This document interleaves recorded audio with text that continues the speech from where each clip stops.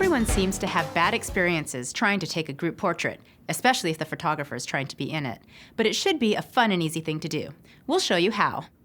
Hi, I'm Wen-Mei Hill from DP Review.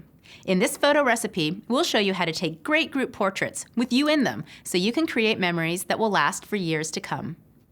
Let's look at the things you'll need for this photo recipe. First, you'll need a camera. Next, you'll need some type of camera support, like a tripod, but there are lots of things that will work. And finally, you'll need some way to trigger your camera. We'll talk about some in this video. Any type of camera will work for this recipe as long as it can be attached to a tripod or similar support. When choosing a camera, think about what other things you'll use the camera for. Tripods come in all shapes and sizes, so you can choose one based on your needs. The larger the camera, the larger your tripod needs to be to support it. But you don't need an expensive tripod to take a family photo. If you have a compact camera, you may want to consider a compact tripod that fits in a small backpack or beach bag. This makes it more likely that you'll have it at family events. Finally, there are specialized tripods that can be wrapped around a tree branch or fence post, so you can position your camera almost anywhere. And if you're trying to keep things really simple, or you're on the move too much to set up a tripod, you can always use a selfie stick. Okay, let's set up the camera. The easiest way is to put your camera in program mode and let it choose the settings, but you can use other settings if you're comfortable changing them. If you plan to use the camera's timer, set it for as long as possible so that you have time to get in the photo. Most cameras have at least a 10-second timer.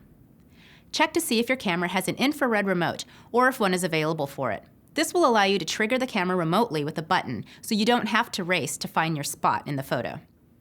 You might want to try continuous shooting or burst mode so that your camera takes a series of 3 to 10 photos when you push the trigger.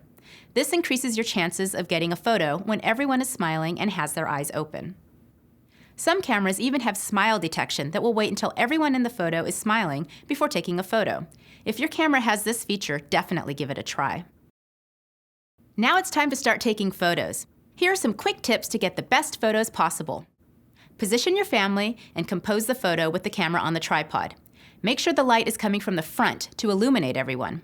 Also, avoid shooting against a bright background, such as a sunset on the beach. With the self-timer turned on, press the shutter button and quickly rejoin your family for the photo. The camera will usually flash a light or beep loudly to indicate that you are running out of time. If you have an infrared remote, use it to take lots of photos without returning to the camera between shots. Experiment with different compositions, backgrounds, lighting, and even camera placement to get fun, creative shots. Try setting the camera up high for a more flattering perspective. And use only one camera at a time so that everyone knows where to look. If you follow this recipe, you should be able to get some great group self-portraits. For more photography tips, as well as more information about photography and cameras, visit us online at dpreview.com.